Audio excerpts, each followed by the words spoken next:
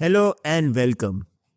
इस डायनामोडीबी सीरीज में मैं आपको हर एक ऑप्शंस को अच्छी तरह से समझा रहा हूँ जो कि हमें यूज़ करना पड़ता है जब हम डायनामोडीबी टेबल बनाते हैं। चाहे आप सॉल्यूशन आर्किटेक्ट हो या आप क्लाउड इंजीनियर हो, आपको ये सभी ऑप्शंस के बारे में समझना ही पड़ेगा, क्योंकि ये ऑप्शन समझने के बाद ही आप दो काम कर सकते हो। एक, बहुत सारा पैसा बचा सकते हो अपनी कंपनी के लिए, और दूसरा, आप अपनी एप्लीकेशन के लिए perfect as per your requirement DynamoDB table setup कर सकते हो। आज इस वीडियो में हम स्पेसिफिकली बात करेंगे on demand capacity of DynamoDB table.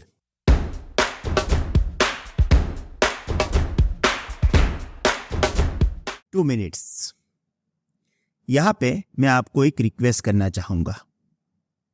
देखिए, आप हमारे AWS के वीडियोस देख रहे हो।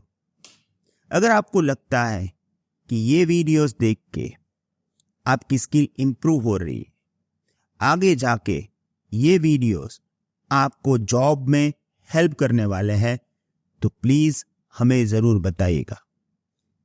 आपको अगर हमें कुछ भी बताना है, आपके पास कई सारे रास्ते हैं, पर एक रास्ता है सब्सक्राइब टू दिस चैनल।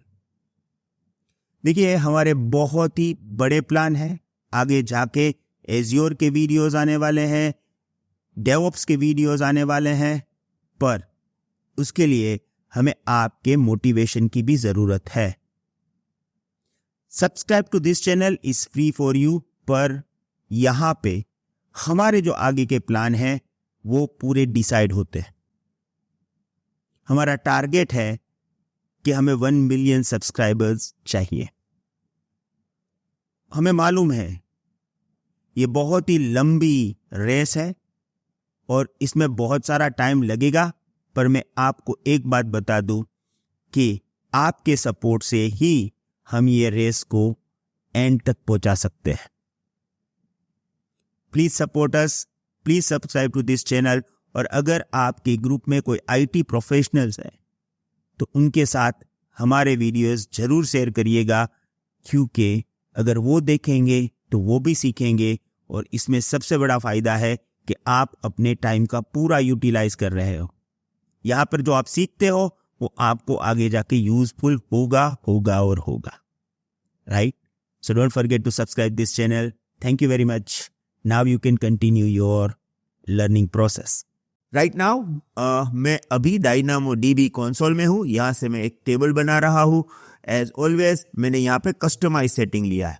जब आप कस्टमाइज सेटिंग लेते हो तो ये सभी ऑप्शंस आते हैं जिसके बारे में हमने ऑलरेडी बात कर लिया है। पर देखिए, दो कैपेसिटी मोड है, एक ऑन डिमांड और एक प्रोविजन। दोनों को स्टेप बाय स्टेप समझेंगे, पर इस वीडियो में हम स्पेसिफिकली ऑन डिमांड के बारे में बात करेंगे। तो चलिए हम यूजिंग माइंड मैप पूरी ऑन डिमांड कैपेसिटी की सिस्टम को समझते हैं। As always, introduction. Capacity mode define how DynamoDB handles read and write operations to manage performance and cost efficiently. It lets you decide how the database adjusts your application's workload. And then, जैसे मैंने आपको बताया, यहाँ पे दो mode है हमारे पास, एक है ऑन डिमांड और एक है प्रोविजन। अब ऑन डिमांड को हम स्टार्ट करेंगे इस वीडियो में। On demand capacity mode allows DynamoDB to automatically handle any level of traffic without manual capacity planning. देखिए, आपको ये मालूम है कि जब आप डायनामोडीबी टेबल बनाते हो तब आपकी एप्लीकेशन के रिक्वायर्ड के हिसाब से आपको read capacity unit and right capacity unit set करने पड़ते हैं। प्रीवियस वीडियोस में मैंने आपको ये पूरी प्रोसेस समझाई है। जब आप ये ऑन डिमांड मोड लेते हो ना, तब हमें रीड कैपेसिटी यूनिट या तो राइट कैपेसिटी यूनिट्स डिफाइन नहीं करना है। AWS अपने आप कर लेगा RCU एंड WCU सेटअप आपके टेबल के लिए, और ये ऑटोमेटिक स्केल भी करेगा। It scale up and down based on the workload, ensuring smooth performance during the traffic spikes and drops. जैसे अभी आपकी एप्लीकेशन पे बहुत सारे अचानक से ट्रैफिक आने लगे हैं तो ये automatically RCU and right capacity unit increase कर देगा। अगेन ट्रैफिक कम हो गया तो ऑटोमेटिकली RCU WCU जो है वो डिक्रीज हो जाएगी, यानी ये ऑटोमेटिक स्केल करेगा। You are billed only for the read and write request made making it cost effective and flexible option. देखो यहाँ पे आप कुछ डिफाइन तो कर नहीं रहे हो, आप जितने भी यूज करोगे RCU एंड WCU उस हिसाब से आपको पे करना पड़ेगा। तो ये एक बेस्ट ऑप्शन है अगर आपकी एप्लीकेशन पे अनप्रिडिक्टेबल लोड आ रहा है, राइट। अब की फीचर्स के बारे में बात करते हैं कि ऑन डिमांड मैं सिलेक्ट करता हूं कैपेसिटी मोड तो इसकी की फीचर्स क्या क्या है।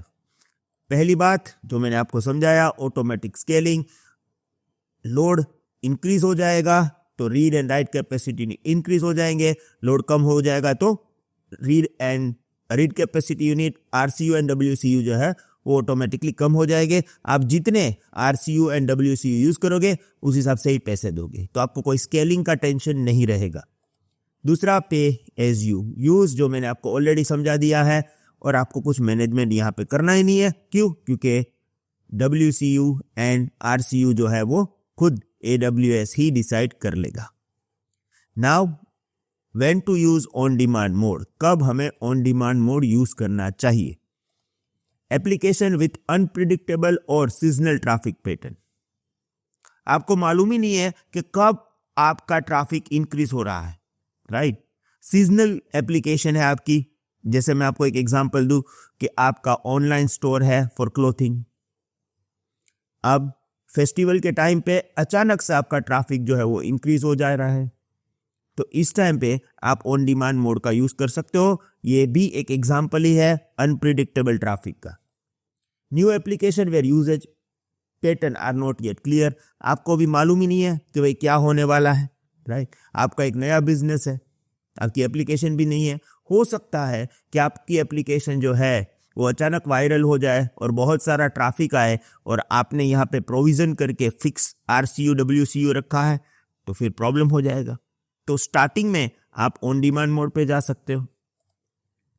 यहाँ पे मैंने एक एग्जांपल दिया है, अ food delivery app experiences sudden spike during the lunch and dinner hours. On demand mode ensure that database can handle these spikes effortlessly, charging only for the operations performed during the high traffic, है ना। Food delivery में क्या होता है, हमें food याद कब आता है, ड्यूरिंग लंच और डिनर, तब हम ऑर्डर करते हैं तो उस टाइम पे उन लोगों का ट्रैफिक बहुत ही हाई होता है, राइट। रात को 11 बजे के बाद लो हो जाएगा, तो यहाँ पे बार बार तो आप सेटिंग करोगे नहीं RCU और WCU का, पर सर्वरलेस अपने आप सेटिंग कर लेता है, तो ये एक बेस्ट ऑप्शन है। अब यहाँ पे कुछ सेटअप जैसा तो है नहीं, पर जैसे ही आप यहाँ पे ऑन डिमांड लेते हो ना, नीचे आपको मिलता है मैक्सिमम टेबल थ्रूपुट। अब यहाँ पे आप क्या कर सकते हो कि भाई आप WCU RCU अपने आप सेटअप करो, पर मैक्सिमम आप कहाँ तक लेके जाओगे वो हमें डिसाइड करने दो। इससे क्या होगा, अचानक से आपकी कैपेसिटी एकदम से हाई ना हो जाए, ओके। ये आप 1 to 40,000 के बीच में सेटअप कर सकते हो, पर ये मैक्सिमम है, ओके। तो उसका भी हम एग्जांपल देख लेते हैं। मैक्सिमम टेबल थ्रूपुट ऑप्शनल है, अगर आपको सेटअप करना है तो आप कर लो, नहीं करना है तो वो मैक्सिमम तक जा सकता है। In on demand capacity mode you can set maximum table throughput to limit read and write request per second. जैसे मैक्सिमम तो इसका है 40,000, ओके, तो मैं यहाँ पे कर देता हूँ भाई, मुझे है ना 20,000 से क्रॉस नहीं करना है। In any case read request में RCU जो होगा वो 20,000 को क्रॉस नहीं करेगा, okay. This helps control cost and prevent overuse during the unexpected traffic. By default, there is no limit. The DynamoDB scale automatically. अब यहाँ पे मैं एग्जांपल दूंगा कि कहाँ पे किस केस में आपको ये लिमिट सेट करनी चाहिए। If you don't set up the maximum throughput, DynamoDB will automatically scale to handle incoming traffic, including unexpected or illegitimate traffic like a cyber attack. सोचो आपने कोई लिमिट ही सेट नहीं किया है और हो गया है साइबर अटैक। अब ये क्या समझेगा DynamoDB कि भाई बहुत सारे रिक्वेस्ट एट अ टाइम आ रहा है तो उसको मैक्सिमम लेवल पे स्केल कर देगा, तो आपको तो उसका पेमेंट करना पड़ेगा, right? This can lead to skyrocketing the bills and potential resource overusing, affecting the performance of other parts of your application. पहले तो सबसे बड़ा प्रॉब्लम आप वहीं पे फंस जाओगे कि आप जितना RCU, WCU यूज करोगे उस हिसाब से आपको पैसे देना पड़ेगा, और ये ऑन डिमांड कैपेसिटी प्रोवाइड करते जा रहा है तो आपका बिल पे आपका कंट्रोल नहीं रहेगा, और दूसरी बात उसके कारण एप्लीकेशन के दूसरे पार्ट को भी प्रॉब्लम हो सकता है।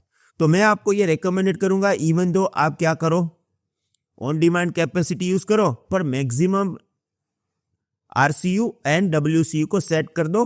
फिर अगर आपको लगता है कि भाई ये यहाँ पे बॉटलनेक हो रहा है तो फिर से आप इंक्रीज कर सकते हो। तो ये ट्यून करके सेटअप करना है, ऐसा मत करो कि ऑन डिमांड कर दो और मैक्सिमम टेबल थ्रूपुट आपने यहाँ पे सेटअप ही नहीं किया है फिर फंस जाओ, राइट? तो ये जरूरी है।